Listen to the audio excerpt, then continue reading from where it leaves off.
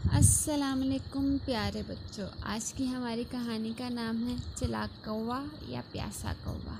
एक दफ़ा का जिक्र है कि एक बार गर्मी बहुत बढ़ रही थी कि एक कौवे को बहुत प्यास थी।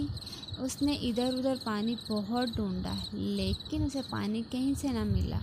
अचानक उसे एक घड़ा दिखाई दिया। कौवा बहुत खुश हुआ। कौवा उड़कर उस घड़े के पास पहुंचा। घड़े में पानी बहुत कम था। कौवे की चोंच पानी तक ना पहुंच सकी।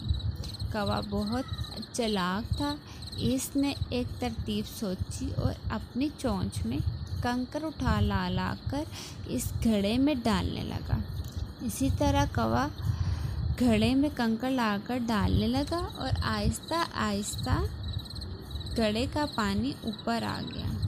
कौवा घड़े में जा बैठा और अब वो पानी इतना ऊपर आ चुका था कि कौवा की चोंच पानी तक बआसानी पहुंच गई।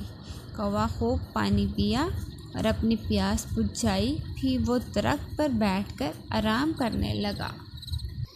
और बच्चों, हमें इस कहानी से ये सबक मिलता है कि अपनी मदद खुद करें और मेरे चैनल को ज़्यादा से ज़्यादा सब्सक्राइब करें, लिंक शेयर करें, लाइक करें, कमेंट करें।